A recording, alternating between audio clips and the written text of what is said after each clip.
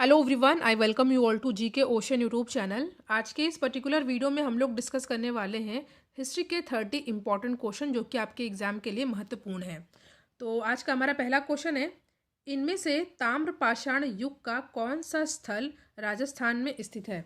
There is 4 option given: Songaon, Eran, Chandauli या गणेश्वर। तो इस क्वेश्चन का सही आंसर रहेगा गणेश्वर। कुछ इंपॉर्टेंट फैक्ट आप लोग याद कर लीजिए। देखिए, गणेश्वर सभ्यता की खोज 1972 में राजस्थान विश्वविद्यालय के पुरातत्व विभाग के प्रोफेसर रतन चंद्र अग्रवाल ने किया था। ठीक है, तो ऑप्शन यहाँ पे ऑप्शन नंबर डी हो जाएगा सही आंसर।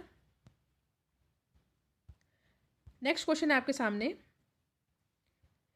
इनमें से किस ग्रंथ में सभा और समिति का उल्लेख एक वैदिक देवता की 2 पुत्रियों के रूप में किया गया है? यहाँ पे आपके सामने 4 ऑप्शन दे रखा है: ऋग्वेद, यजुर्वेद, अथर्ववेद या बृहदारण्यक उपनिषद। देखिए, आपको पता है कि ऋग्वेद जो है सबसे पुराना वेद माना जाता है। और बात की जाए इस क्वेश्चन की, तो देखिए वेदों में जो अथर्ववेद है, ठीक है, अथर्ववेद चौथा प्रमुख वेद है। और ऐसा माना जाता है कि इसकी रचना जो है बाद में हुई थी। इस वेद में देवताओं की स्तुति के साथ चिकित्सा, साइंस यानी विज्ञान और दर्शन के भी मंत्र हैं। और अथर्ववेद में ही सभा और समिति को जो है प्रजापति की 2 पुत्रियां कहा है। तो यहाँ पे ऑप्शन नंबर सी हो जाएगा सही आंसर। ये क्वेश्चन इंपॉर्टेंट है। वीडियो आपके लिए हेल्पफुल हो तो वीडियो को आप लोग लाइक ज़रूर करिएगा। और चैनल को सपोर्ट करने के लिए अगर आप लोग चाहें तो थैंक्स बटन बाय कर सकते हैं। थैंक्स बटन चैनल पर अटैच हो गया है। नेक्स्ट क्वेश्चन है, गौतम बुद्ध के महापरिनिर्वाण के पश्चात उनके शरीर के अवशेष यानी धातु के वितरण में किसने प्रमुख भूमिका निभाई? बहुत इंपॉर्टेंट क्वेश्चन है। यहाँ पे आपके सामने 4 ऑप्शन दे रखा है: अजातशत्रु, द्रोण, महाकश्यप या उपाली। तो इस क्वेश्चन का करेक्ट आंसर रहेगा ऑप्शन नंबर बी यानी कि जो है द्रोण। देखिए, महात्मा बुद्ध के महापरिनिर्वाण के पश्चात उनके शरीर धातु के वितरण में द्रोण ने बहुत ही प्रमुख भूमिका निभाई है। तो option number B is the correct answer.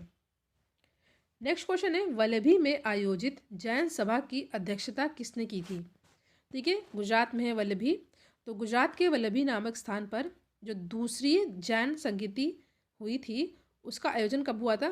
512 ईस्वी में। और यह महासभा देवर्षि क्षमा श्रमण की अध्यक्षता में हुई थी।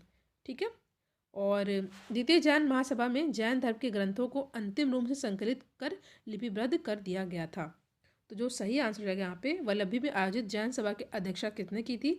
तो ये की थी नागार्जुन ने। ठीक है, नेक्स्ट क्वेश्चन पे हम लोग आते हैं। सारे फैक्ट्स आपको याद कर लेना है। नेक्स्ट है, प्राचीन व्याकरणों के अनुसार निम्नलिखित में से कौन सा युग्म महिला शिक्षिकाओं को बताता है? तो इस क्वेश्चन का सही आंसर रहेगा आचार्य एवं उपाध्याय। ठीक है, तो यहाँ पे option number D is the correct answer. 6 question आपके सामने, लाजा होम अंश था। लाजा होम अंश था तो ये था विवाह अनुष्ठान का। ठीक है, लाजा होम विवाह का एक अनुष्ठान है। हिंदू धर्म में गृहस्थ की परिवार निर्माण की जिम्मेदारी उठाने योग्य शारीरिक, मानसिक और परिपक्वता आ जाने पर युवक युवतियों का विवाह संस्कार कराया जाता है। तो ये जो इसमें इंपॉर्टेंट फैक्ट है आपका, तो लाजा होम अंश था विवाह के अनुष्ठान का। ऑप्शन नंबर बी है सही आंसर। नेक्स्ट क्वेश्चन है कि निम्नलिखित में से किस अभिलेख में भारत युद्ध की काल गणना का उल्लेख मिलता है? ठीक है, यहाँ पे आपके सामने 4 ऑप्शन दे रखा है: पुलकेशिन द्वितीय के ऐहोल अभिलेख में, हर्ष के मधुबन ताम्रपत्र में, प्रभावती गुप्ता के पूना ताम्रपत्र में या ईशान वर्मन के हराहा अभिलेख में।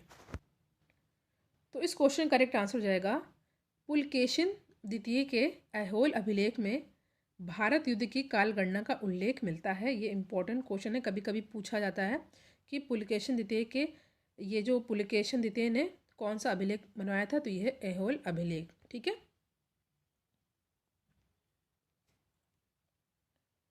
नेक्स्ट क्वेश्चन है, चोरी के लिए वर्णानुसार भिन्न भिन्न दंड विधान था।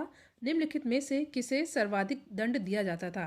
ब्राह्मण, क्षत्रिय, वैश्य या शूद्र?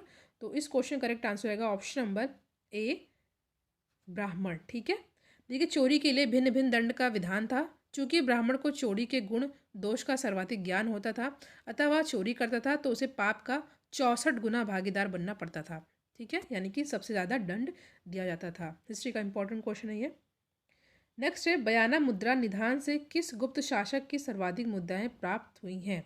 तो बयाना मुद्रा निधान से किस गुप्त शासक की सर्वाधिक मुद्राएं प्राप्त हुई हैं, तो ये है चंद्रगुप्त द्वितीय।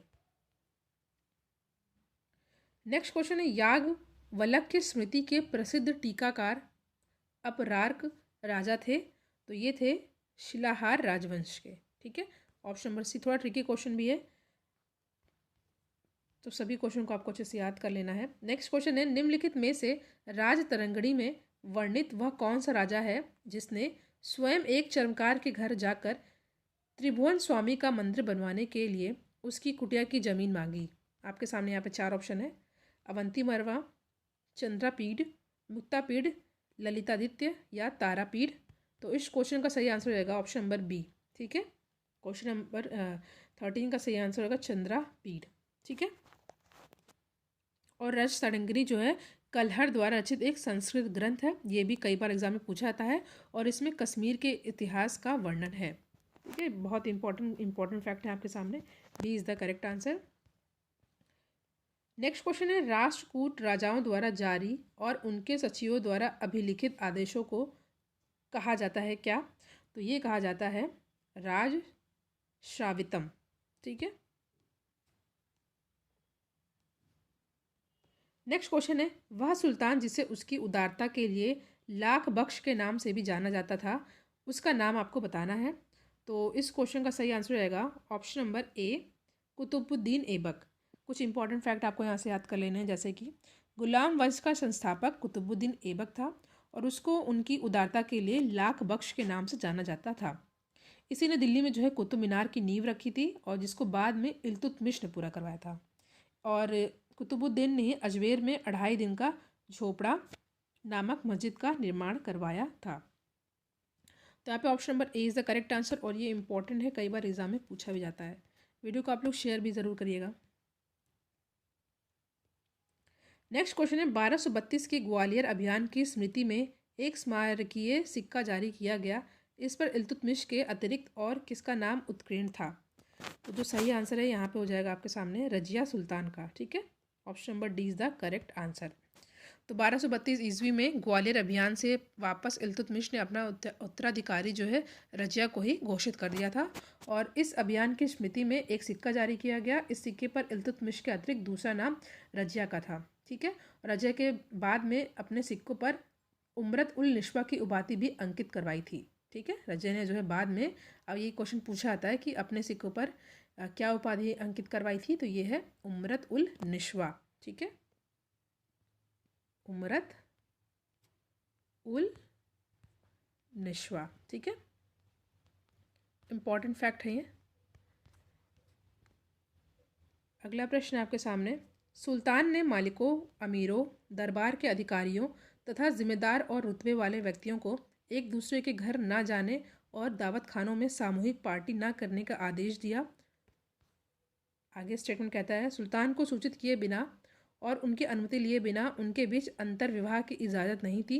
वो सुल्तान को आपको पहचानना है। ठीक है, तो जो ये हैं अलाउद्दीन खिलजी। ठीक है, अलाउद्दीन खिलजी ने आंतरिक विद्रोह को रोकने के लिए सुल्तान ने मालिकों, अमीरों, दरबार के अधिकारियों, जिम्मेदार और रुतबे वाले व्यक्तियों को एक दूसरे घर ना जाने और दावत खाने में सामूहिक पार्टी ना करने का आदेश दिया था। ठीक है,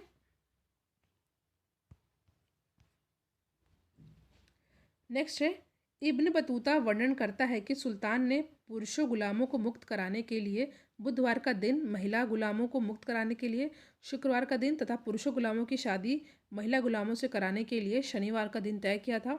सुल्तान को पहचानना है। ये थोड़ा ट्रिकी क्वेश्चन है बट इम्पॉर्टेंट है, तो जो सही आंसर रहेगा ये हो जाएगा मोहम्मद बिन तुगलक, MBT।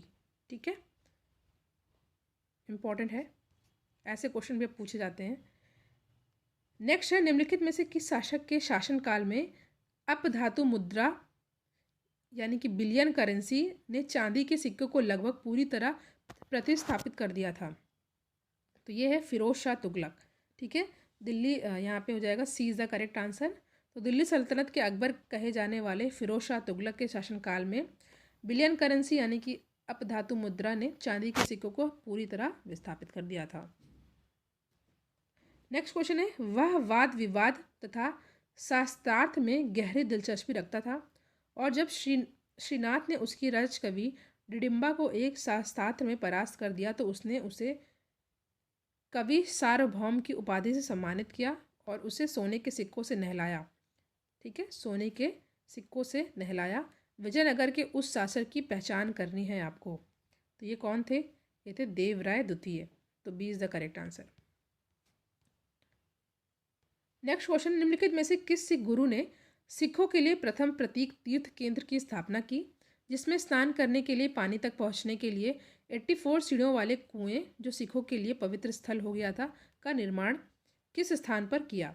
तो ये सही आंसर आएगा गुरु अमरदास, ठीक है, गोइंदवाल में। ठीक है, तो B is the correct answer. Next है, मराठी भक्ति काव्य में उपदेश रूपक के रूप में वर्गीकृत कविताओं को क्या कहा जाता था?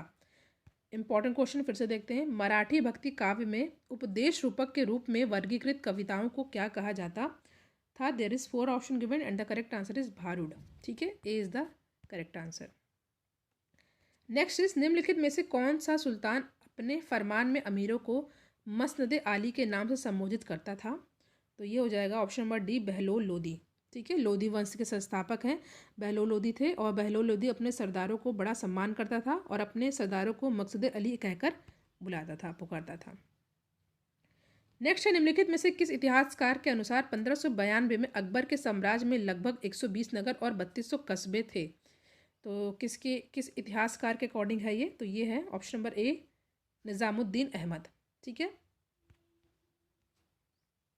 नेक्स्ट इस, मुगल बैलेस्टर स्तंभों के एकमात्र अवशेष के उदाहरण निम्नलिखित में से किस मुगल बादशाह के किला महलों में मिलते हैं?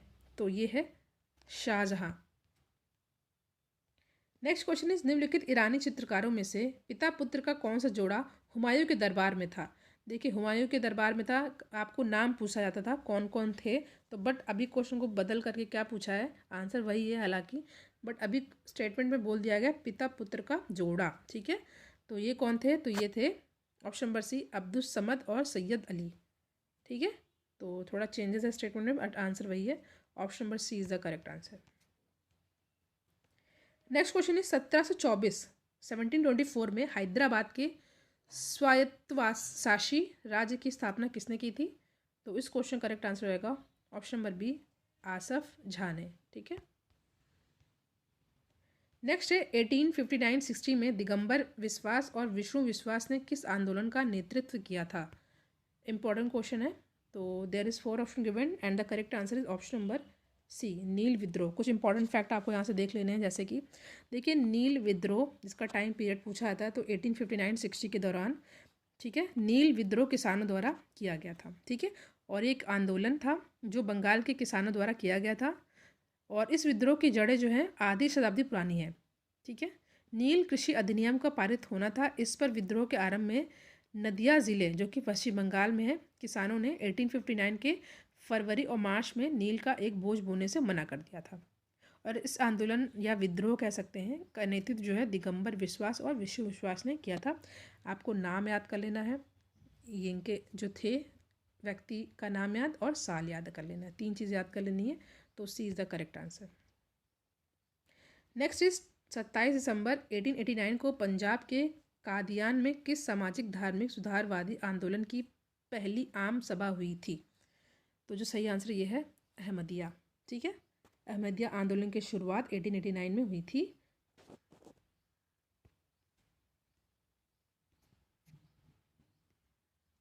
नेक्स्ट है, निम्नलिखित में से किस महिला समाज सुधारक ने सुल्ताना का सपना और अवरोध बासनी नामक लघु कहानियाँ लिखी, जिसमें मुसलमानों में प्रचलित पर्दा प्रथा की आलोचना की गई है? तो इस क्वेश्चन का सही आंसर होगा ऑप्शन नंबर डी, बेगम रुकैया सिखावत हुसैन। नेक्स्ट, 1926 में गठित all India depressed classes association के प्रथम निर्वाचित अध्यक्ष कौन थे? तो ये हैं राव बहादुर MC राजा। ठीक है, all India depressed classes association जो कि 1926 में जिसका गठन हुआ था, ठीक है, नागपुर में हुआ था और इसके प्रथम निर्वाचित अध्यक्ष जो है MC राजा थे। नेक्स्ट 31 अक्टूबर 1920 को स्थापित all India trade union Congress के प्रथम अध्यक्ष कौन थे? तो ये थे लाला लाजपत राय। नेक्स्ट क्वेश्चन, यह कथन किसने लिखा है? पूरा इतिहास विचारों का इतिहास है। तो ये सही आंसर हो जाएगा option number B, R.G. Collingwood. ठीक है, इतिहासकार जो है R.G. कॉलिंगवुड का कथन था कि पूरा इतिहास विचारों का इतिहास है। लास्ट क्वेश्चन है आज का, निम्नलिखित में से कौन से सूत्र दीर्घ निकाय से संबंधित है? निम्नलिखित में से कौन से सूत्र दीर्घ निकाय से संबंधित है? आपके सामने 4 ऑप्शन है, तो सही आंसर होगा ऑप्शन नंबर डी। ठीक है, option number D is the correct answer. तो यहाँ पे हमने हिस्ट्री के इंपॉर्टेंट क्वेश्चन को डिस्कस किया। Thank you.